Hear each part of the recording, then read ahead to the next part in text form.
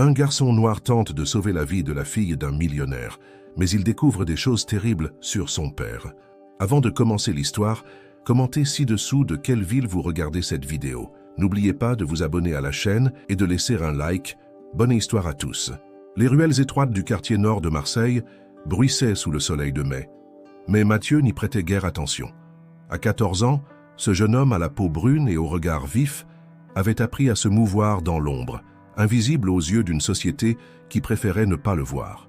Chaque jour après l'école, il traversait la ville jusqu'à la petite boulangerie Le Croissant Doré, où M. Girard lui avait offert un emploi, précieux soutien pour sa mère, Sylvie Dubois, qu'il élevait seul. « Mathieu, les baguettes de l'après-midi sont prêtes », lança M. Girard depuis l'arrière-boutique.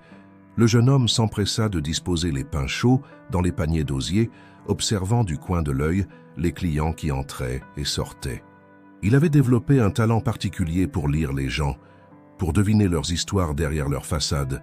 Ce don d'observation, né de son invisibilité sociale, était devenu sa force secrète. Ce mercredi, en quittant le collège Vieux-Port pour se rendre à la boulangerie, Mathieu emprunta un raccourci qui longeait l'Institut Sainte-Marie, un établissement privé réservé aux enfants des familles aisées de Marseille. C'est là qu'il la vit pour la première fois. Une jeune fille en uniforme bleu marine était recroquevillée sur un banc, ses épaules secouées par des sanglots silencieux. À ses pieds gisait un téléphone portable de dernière génération, l'écran fissuré en 1000 morceaux. Mathieu hésita. Les mondes qui les séparaient semblaient infranchissables. Lui, du quartier nord, elle, probablement de l'une des villas qui surplombaient la Méditerranée. « Ça va » demanda-t-il simplement en s'approchant. Elle releva brusquement la tête, révélant un visage aux traits fins encadrés par des boucles châtaines. Ses yeux verts, rougis par les larmes, s'écarquillèrent légèrement à sa vue. « Non » admit-elle avec une franchise désarmante. « Mon père va me tuer pour ce téléphone. Et maintenant, je n'ai même pas moyen de le contacter pour qu'il vienne me chercher. Je m'appelle Mathieu, dit-il en tendant la main. Il y a une boulangerie pas loin où je travaille. Tu pourrais utiliser notre téléphone. Chloé, répondit-elle en serrant sa main avec une hésitation palpable. Chloé Laurent. Le nom résonna dans l'esprit de Mathieu. Laurent comme Philippe Laurent, le magnate de l'immobilier dont les projets de construction transformèrent le visage de Marseille, souvent au détriment des quartiers populaires. Mais ce n'était qu'une adolescente perdue, et quelque chose dans sa détresse sincère toucha Mathieu.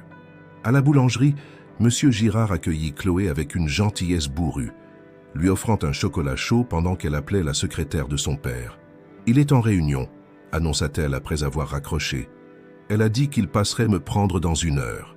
Pendant cette heure, assis à la petite table au fond de la boutique, un étrange pont se forma entre leurs 2 univers.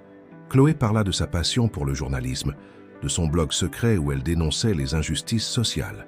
Mathieu évoqua ses rêves d'études en informatique, sa mère qui travaillait comme femme de ménage à l'hôpital, sa vie dans un quartier que les médias ne mentionnaient que pour ses problèmes. « Tu sais, dit Chloé en reposant sa tasse, je t'envie presque. Tu as une vraie liberté. Moi, j'ai l'impression de vivre dans une cage dorée. » Mathieu allait répondre quand une voiture noire aux vitres teintées s'arrêta brusquement devant la boulangerie. « C'est bizarre, » murmura Chloé en fronçant les sourcils. « Mon père conduit une Mercedes gris métallisé, pas une berline noire. » Un frisson parcourut l'échine de Mathieu. Quelque chose n'allait pas. Après des années à vivre dans les quartiers difficiles de Marseille, il avait développé un instinct pour le danger. « Monsieur Girard, appela-t-il, je crois que nous devrions… » 3 hommes en costume sombre sortirent précipitamment du véhicule. Avant que quiconque puisse réagir, ils poussèrent la porte de la boulangerie, provoquant la sonnette qui tinta avec une innocence surréaliste.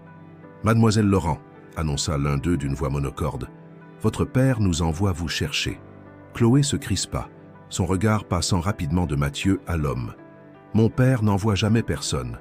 Il vient toujours lui-même.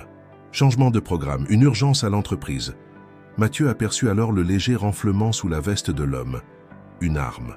Son cœur se mit à battre violemment contre sa cage thoracique. « Elle ne part pas avec vous », déclara-t-il avec une assurance qui le surprit lui-même. Le regard que lui lança l'homme était glacial. « Occupe-toi de tes affaires, petit. » Puis, se tournant vers Chloé, « Maintenant. » Monsieur Girard, comprenant la situation, saisit discrètement son téléphone. L'un des hommes le remarqua et, d'un geste vif, le lui arracha des mains. Tout se passa très vite ensuite. L'un des hommes saisit Chloé par le bras, tandis qu'un autre bousculait Mathieu qui tentait de s'interposer.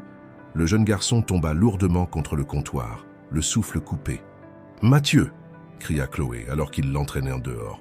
Dans un réflexe désespéré, Mathieu se releva et se précipita à leur poursuite.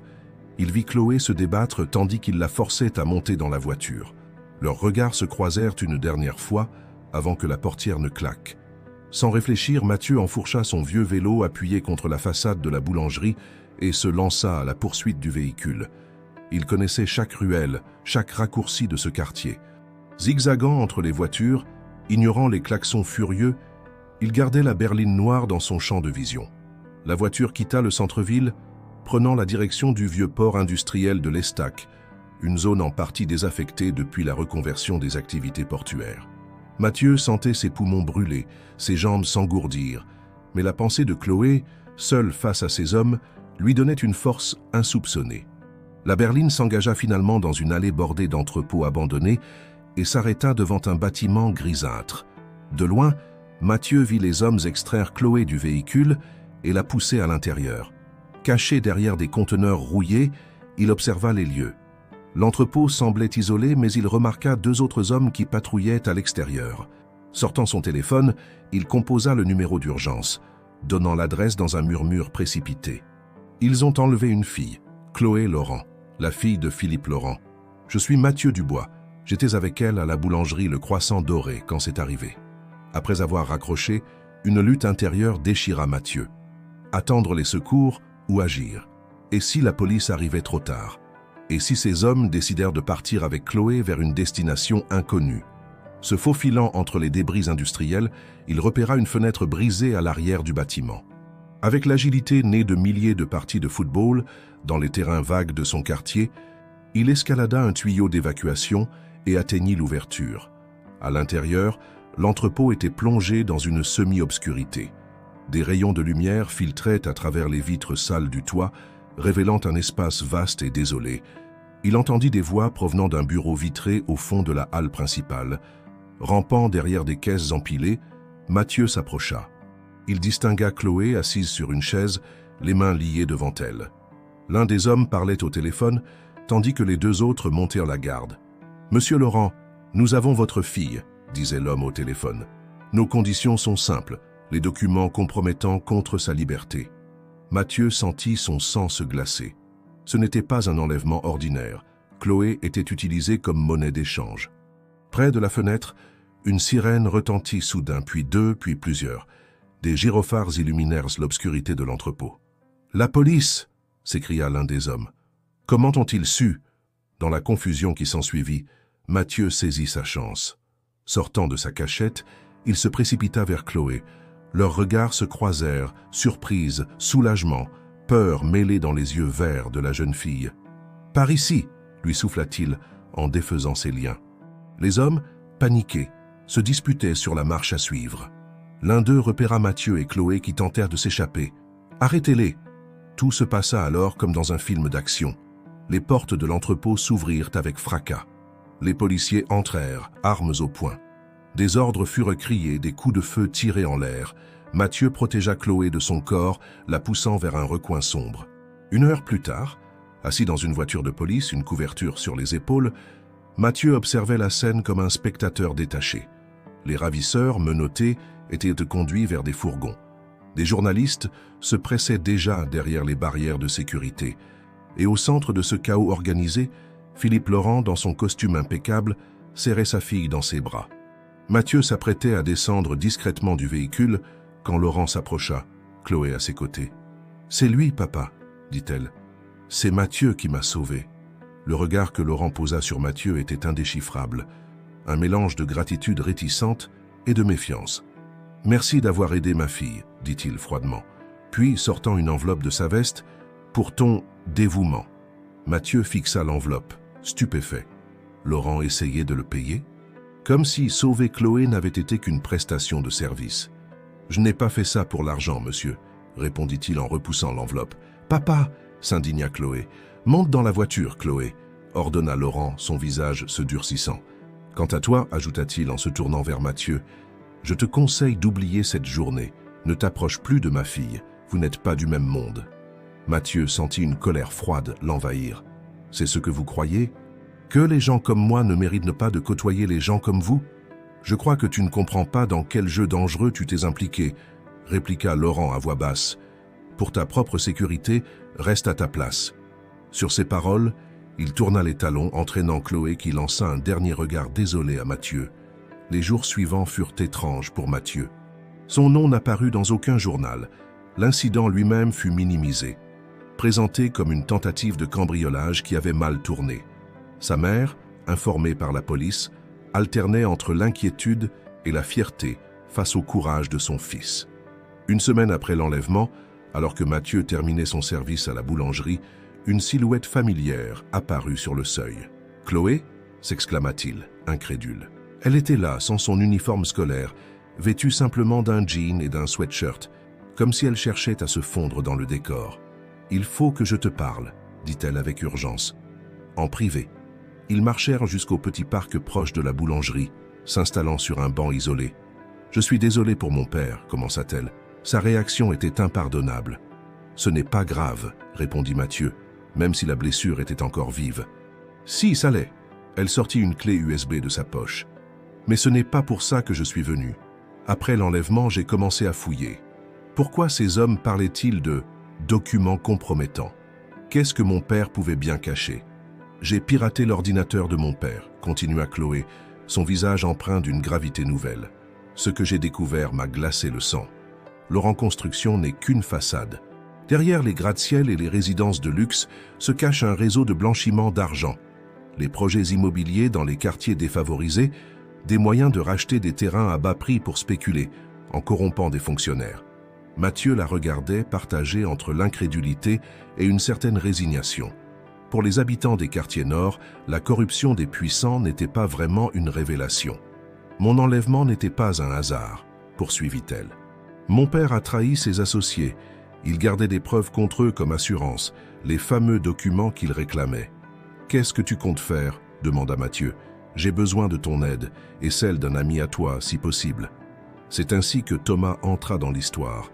Ancien camarade de classe de Mathieu, ce génie de l'informatique autodidacte vivait dans le même immeuble que les Dubois. À 16 ans, il avait déjà été repéré par des entreprises de cybersécurité pour ses talents. Dans la petite chambre de Thomas, entre des écrans d'ordinateur et des composants électroniques, un trio improbable se forma. Chloé apportait les données brutes, Thomas les décryptait et les organisait. Mathieu servait de pont entre ces deux mondes. « Ces fichiers sont explosifs », murmura Thomas après des heures d'analyse. « Il y a assez de preuves ici pour faire tomber non seulement ton père, Chloé, mais aussi plusieurs politiciens locaux et entrepreneurs. Je connais quelqu'un qui pourrait nous aider, dit Chloé. Marc Leroy, un journaliste d'investigation. Il a déjà essayé d'enquêter sur mon père, mais n'a jamais eu de preuves concrètes. Le contact avec Leroy fut établi sous le sceau du secret. Méfiant au début, le journaliste devint rapidement leur allié le plus précieux quand il comprit l'ampleur du scandale. « Ça va faire l'effet d'une bombe », les prévint-il lors de leur rencontre dans un café discret du Vieux-Port. « Vous devez être conscient des risques. Ces gens ne reculeront devant rien pour vous faire taire. » Le jour de la publication de l'enquête, Marseille s'éveilla dans la tempête. Les chaînes d'information en continu relayèrent le scandale. Les réseaux sociaux s'enflammaient. En quelques heures, Philippe Laurent passait du statut de respecté homme d'affaires à celui de suspect principal dans une affaire de corruption à grande échelle. Ce soir-là, alors que la police perquisitionnait les bureaux de Laurent Construction, Chloé attendait son père dans le salon luxueux de leur villa surplombant la mer. Mathieu, contre toute prudence, l'accompagnait. Quand Philippe Laurent franchit le seuil, son visage était celui d'un homme défait. Son regard passa de sa fille à Mathieu, puis aux valises posées dans l'entrée. « C'était toi », murmura-t-il à l'attention de Chloé. « Ma propre fille. Je ne pouvais pas continuer à vivre dans le mensonge, papa, » répondit-elle, la voix tremblante mais déterminée. « Tout ce luxe, tout ce que nous avons, s'était bâti sur la souffrance d'autres personnes. Tu ne comprends pas. J'ai fait tout ça pour toi, pour ton avenir. » « Non, coupa-t-elle, tu l'as fait pour toi et regarde où ça nous a menés. » Laurent s'approcha de Mathieu, le regard soudain menaçant. « Toi, c'est toi qui as monté ma fille contre moi. » Chloé s'interposa. « Arrête, papa. Mathieu m'a ouvert les yeux, oui, Il m'a montré qu'il existe une autre façon de vivre, basée sur l'honnêteté et le respect des autres. Je pars avec lui. Tu abandonnes tout? Pourquoi? Pour vivre dans la misère avec ce garçon des quartiers? Je choisis la vérité, répondit simplement Chloé. Et je ne serai jamais plus heureuse que ces derniers jours, malgré tout le chaos. 6 mois plus tard, sur la terrasse d'un petit appartement du quartier du Panier, Mathieu et Chloé partageaient un café. La vue sur le vieux port n'avait rien à envier à celle de la villa des Laurent, désormais saisie par la justice. Philippe Laurent avait été condamné, ainsi que plusieurs de ses associés. Mathieu, grâce au soutien de Marc Leroy, avait obtenu une bourse d'études en informatique. Chloé poursuivait son rêve de devenir journaliste, travaillant comme stagiaire au journal qui avait publié l'enquête. « Tu sais ce qui est ironique ?» dit Chloé en prenant la main de Mathieu. « Mon père pensait que nous appartenions à des mondes différents, incompatibles.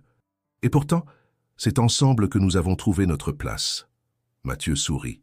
De la fenêtre, il pouvait voir sa mère qui discutait avec des voisins, Thomas qui venait les rejoindre pour leur projet d'atelier informatique pour les jeunes du quartier. Un nouveau monde construit sur les ruines de l'ancien. Différent peut-être, répondit-il en serrant sa main, mais complémentaire. Merci infiniment d'avoir suivi cette aventure jusqu'au bout. L'histoire de Mathieu et Chloé nous montre que les véritables connexions humaines peuvent transcender toutes les barrières sociales. Si ce récit vous a touché, n'hésitez pas à vous abonner à notre chaîne pour ne manquer aucune de nos histoires quotidiennes qui célèbrent le courage, l'intégrité et la force des liens qui nous unissent malgré nos différences. Laissez un j'aime si vous avez été ému par le courage de ces 2 adolescents face à l'injustice et partagez dans les commentaires ce qui vous a le plus marqué dans cette histoire. Était-ce la bravoure de Mathieu, la détermination de Chloé à choisir la vérité plutôt que le confort, ou peut-être le message d'espoir qu'ensemble, nous pouvons créer un monde meilleur? Rendez-vous demain pour une nouvelle histoire qui saura vous émouvoir et vous inspirer. La vie est faite d'histoires extraordinaires qui n'attendent que d'être racontées.